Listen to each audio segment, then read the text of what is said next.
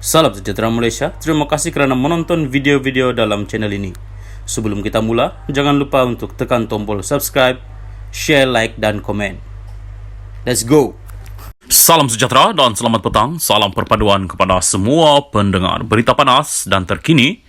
PBB tiada kuasa untuk arah Mahkamah bebaskan Najib Bakar. Berita penuh. Pertubuhan Bangsa-Bangsa Bersatu PBB tidak mempunyai kuasa untuk memaksa Mahkamah di Malaysia supaya membebaskan bekas Perdana Menteri Najib Razak daripada menjalani hukuman penjara 12 tahun yang dijatuhkan ke atasnya, kata pakar undang-undang. Peguam veteran Muhammad Hanif Katri Abdullah memberitahu Malaysia kini bahawa badan antarabangsa itu akan berpegang kepada dasar tidak campur tangan dalam hal ehwal mana-mana negara berdaulat. Secara umumnya, badan antarabangsa tidak boleh campur tangan dalam hal ehwal kehakiman mana-mana negara berdaulat.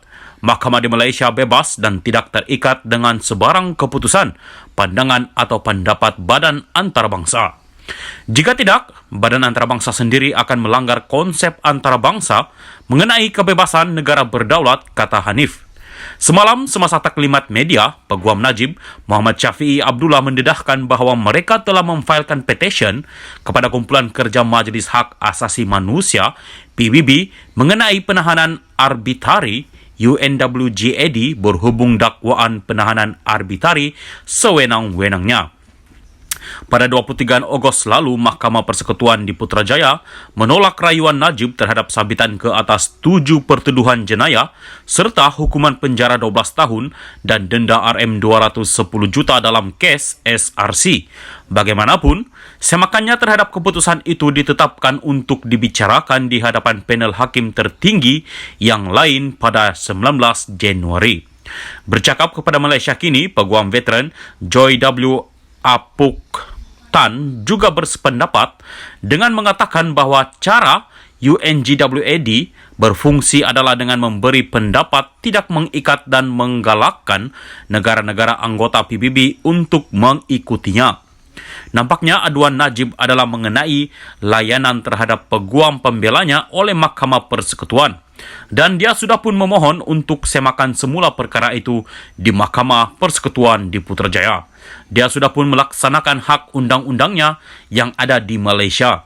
Ia seolah-olah di luar konteks jika dia cuba mendapatkan campur tangan UNWGAD sekarang yang diberi kuasa untuk menyiasat kes yang melibatkan penafian kebebasan sedangkan semakan belum selesai, kata Joy.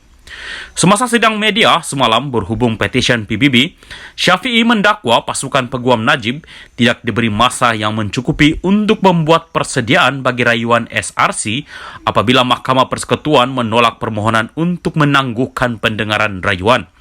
Najib sedang menjalani hukuman di penjara Kajang. Sementara itu, ketika dihubungi Malaysia kini hari ini, pakar perlembagaan Nizam Bashir berkata peluang bekas Perdana Menteri itu untuk berjaya dalam petisyen PBB tersebut adalah sangat tipis. Bagi saya, badan PBB itu tidak akan cenderung untuk menyiasat petisyen berkenaan kerana keputusan muktamad telah dicapai oleh Mahkamah Tempatan yang selaras dengan undang-undang negara ini.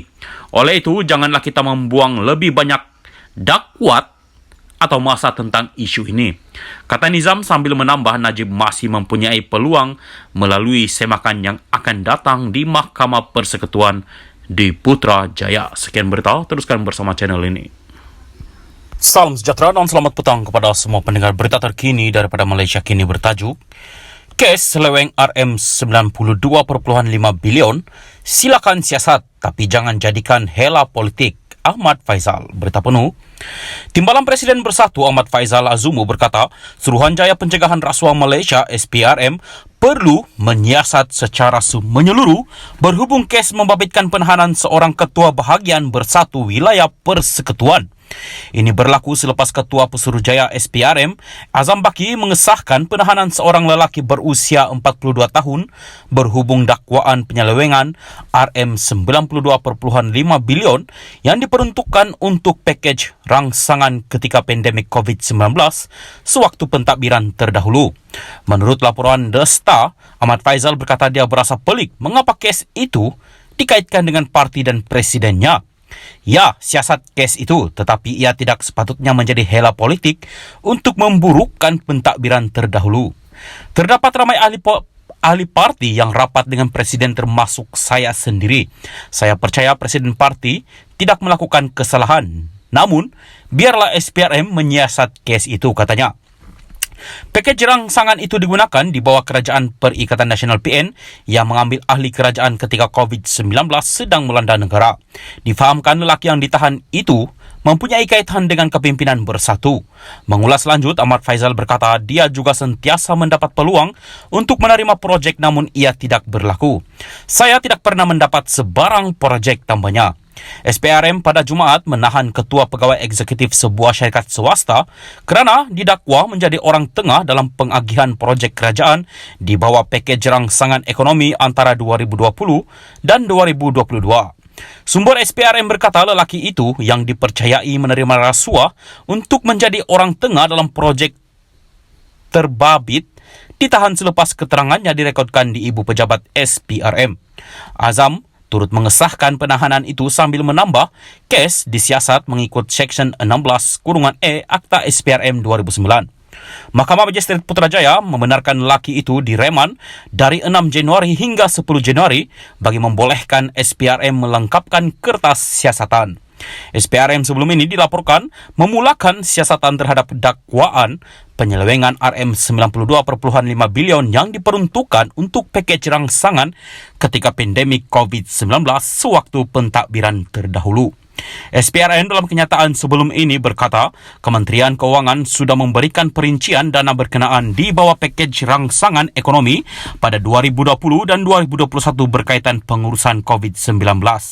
SPRM berkata sebanyak RM530 bilion diperuntukkan dan daripada jumlah itu, RM92.5 bilion adalah membabitkan dana kerajaan, manakala RM437.5 bilion bukan dana kerajaan. SPRM juga dilaporkan akan memanggil bekas Perdana Menteri dan Presiden Bersatu Muhyiddin Yassin dan 2 bekas menteri untuk membantu siasatan itu. Sekian berita, salam perpaduan.